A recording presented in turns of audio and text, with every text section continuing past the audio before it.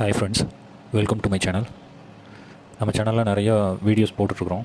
அதில் வந்து எடிட்டிங்கும் இருக்குது, சினிமா நியூஸஸும் இருக்குது. அந்த இதில் இப்போ நம்ம பார்க்க போகிறது நடிகர் விஷ்ணு விஷால் நடித்த ஆர்யான் படத்தோட ரிவ்யூ தான் சிம்பிளாக பார்க்க போகிறோம். விஷ்ணு விஷால் வந்து நல்லாவே தெரியும், ராட்சசன் படத்தில் வந்து நடிச்சிருக்காரு. அவர் ஒரு சீரியல் கில்லரை வந்து துரத்துற மாதிரி போலீஸாக அதில் நடிச்சிருக்காரு. ஸோ அதே இதில் வந்து இப்போ ஆர்யான் படத்துலேயுமே அவர் போலீஸ் கிட்ட தான் வராரு. இந்த படத்தில் என்னென்னா இதுவும் ஒரு சீரியல் கில்லர் மாதிரி தான். இந்த கதை என்னென்னு பார்த்தீங்கன்னா, ஒரு ஃபேமஸான டெலிவிஷன் ஷோவில் வந்து பார்வையாளராக, அதாவது ஆடியன்ஸாக வந்து செல்வராகவன் வராரு. திடீர்னு செல்வராகவன் வந்து துப்பாக்கி காமிச்சு எல்லாத்தையும் வந்து மிரட்டுற மாதிரி இருக்குது. இப்போ அவர் நிறைய விஷயத்தை பேசிட்டு செல்வராகவன் ஃபஸ்ட்டு சீன்லேயே அவர் தற்கொலை பண்ணிக்கிறாரு. இதை கண்டுபிடிக்கிற போலீஸ் அதிகாரியாக விஷ்ணு விஷால் வந்து வர்றாரு. அதில் செல்வராகவனை பற்றி விசாரிக்கிறாரு. அதில் வந்து செல்வராகவன் தான் அந்த கொலையெல்லாம் பண்ணுறாராம். அது உண்மைதானா, யார் அந்த கொலையை செய்கிறது இப்படிங்கிறத கண்டுபிடிக்கிறது தான் விஷ்ணு விஷாலோட கேரக்டராக அந்த படத்தில் வருது. இது வந்து இயக்கியிருக்கிறவர் வந்து பிரவீன் கே. இதில் போலீஸ் கதையில் வந்து துப்பறியும் கதையாக இது வந்திருக்கு. இதில் வந்து ரொம்ப டிஃப்ரெண்ட்டான விஷயம் என்னென்னா, தற்கொலை செஞ்சுக்கிட்ட அவர் வந்து அப்பப்போ டிவி ஸ்க்ரீனில் வந்து நான் இவங்களை கொல்ல போகிறோம் அப்படின்னு சொல்லி முன்னாடியே சொல்லிடுறாரு.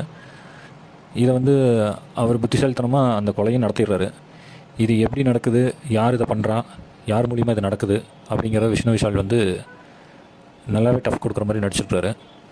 இதில் வந்து தொகுப்பாளினியா ஆங்கராக வந்து பார்த்தோன்னா ஹீரோயின் ஸ்ரத்ரா சீனத் அப்படிங்கிறவங்க நடிச்சிருக்கிறாங்க. அப்புறம் விஷ்ணு விஷாலோட ஒய்ஃபாக வந்து மானசா சௌத்ரி அப்படிங்கிறவங்க நடிச்சிருக்கிறாங்க. இதில் படம் நல்லாயிருக்கு, சூப்பராக இருக்குது, பார்க்கலாம்.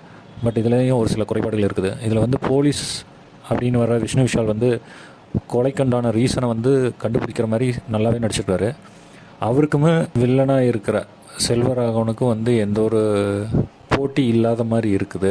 இதில் என்னென்னா, அந்த போட்டி இல்லாததே அதுக்கு வலுவு இல்லாத மாதிரி இருக்குது. கிளைமேக்ஸ் காட்சி ரொம்ப சூப்பராக இருக்குது. இசை ஹரிஷ் கண்ணன் சூப்பராக பண்ணியிருக்காரு. கொலைக்கான காரணம் வந்து அது செல்வராகவன் சொல்கிறது வந்து அவ்வளவு ஏற்றுக்கிற மாதிரி இல்லை. இதை வந்து கொஞ்சம் டிஃப்ரெண்ட்டாக சொல்லியிருந்தால் படம் இன்னுமே சூப்பராக இருந்திருக்கும். பட் எல்லோருக்கும் கண்டிப்பாக தேட்டரில் போய் பாருங்கள், நல்ல படம், மிஸ் பண்ணிடாதீங்க.